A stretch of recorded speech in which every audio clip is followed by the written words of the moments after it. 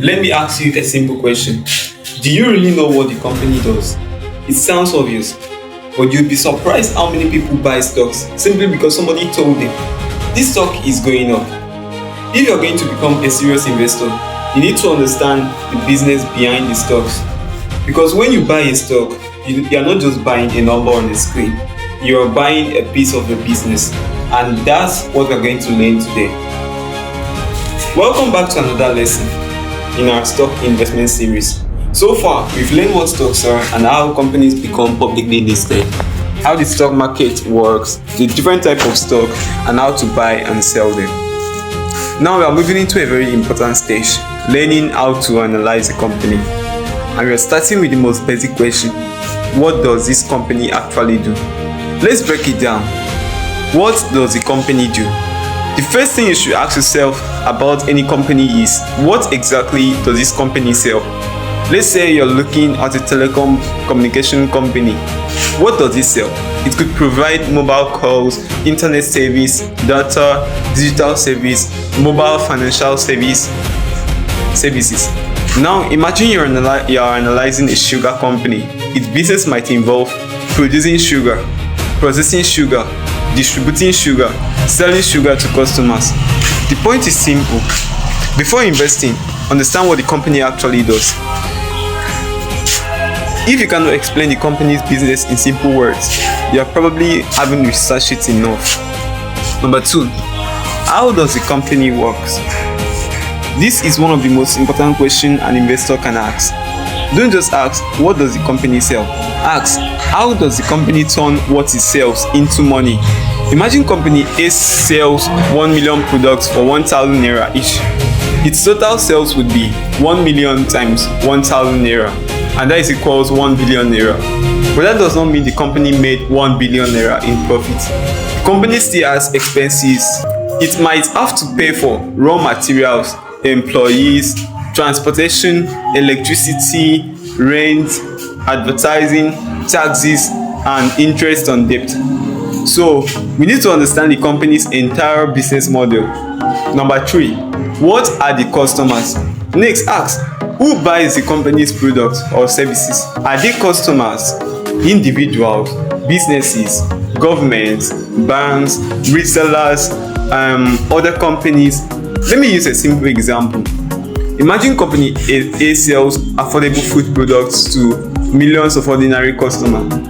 Company B sells expensive industrial instruments to a small number of large corporations. Both companies can be profitable, but their business operates very differently. That's why understanding the customer base matters. Number 4, where does the company make its money? A company can have multiple sources of revenue. For example, imagine a telecom company. It might generate money from data. Let's just say 500 billion naira from data, 200 billion naira from voice services, digital services 100 billion naira, and other services 50 billion naira. The total revenue is 850 billion naira. As an investor, you want to know where that money is coming from, because if one part of the business is growing rapidly while another is declining, that can tell you something important about the company's future. Number 5, what is the business model? Business model is basically a way a company creates value and makes money. For example, a supermarket buys products from suppliers and sells them to customers at a higher price. A bank earns money from activities such as lending, investment, and various financial services. A telecom company earns revenue from services such as data, voice, and other digital offerings. A manufacturer buys raw materials, turn them into finished products, and sell those products. Different businesses make money in different ways. You need to understand the mechanism. Number 6, who are the competitors? Here's another important question. Who else is trying to sell the same thing? Imagine you are analyzing a bank. You should not only study the bank, you should also understand its competitors. Why? Because a company might report a profit of 100 billion naira, but that number means more when you know how its competitors are performing. If another company has higher profit margin, faster growth, lower debt, better customer growth, then you need to understand why. This is called comparative analysis, and we'll study it more deeply later. Number 7, Does the company have any competitive advantage? Now we are getting into something very important. Imagine two companies sell almost identical products. Company A has millions of loyal customers who refuse to switch. Company B struggles to keep customers. Which company would you rather own? Probably company A. Why? Because it may have a competitive advantage. A competitive advantage is something that helps a company compete successfully against other businesses. It will come from a strong brand, lower cost, better technology, a large distribution network, loyal customers, patents, economies of scale, network effects. We'll study competitive advantage much more deeply later. Number 8, understand the industry. Don't analyze a company in isolation. Understand the industry it's operating in. For example, if you're analyzing a bank, you should understand banking. If you're analyzing a telecom company, understand telecommunications. If you're analyzing an agricultural company, understand agriculture. Why?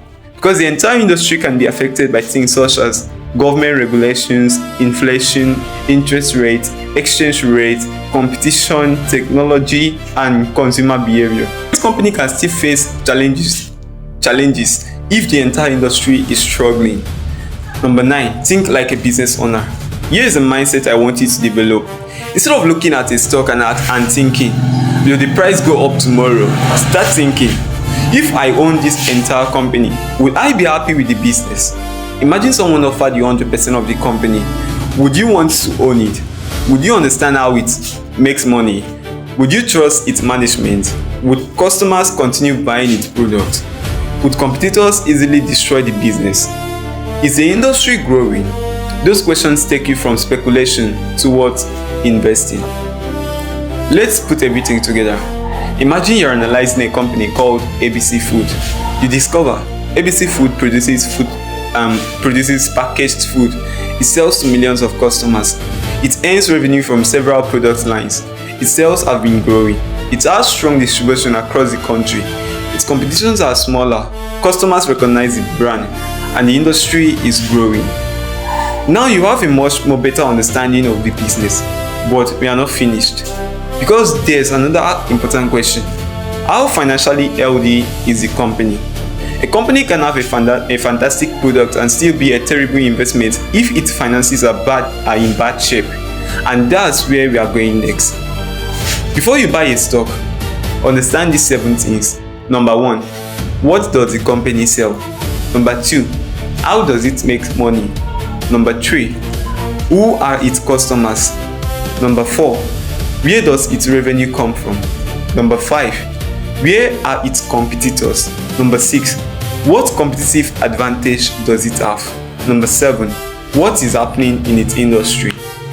If you can answer those questions, you're already thinking more like an investor. And that's the end of today's lesson. Remember, when you buy a stock, you are buying a piece of a business. So don't just look at it as a ticker symbol. Don't just look at the price. And don't just buy simply because someone on social media says, oh, I think this is going to the moon. Understand the business behind the stock. In our next lesson, we're going to open up the company's financial statement and learn how to understand its revenue, profits, assets, liabilities, cash flows, and overall financial health. And that's where we are going to start looking under the hood of a company.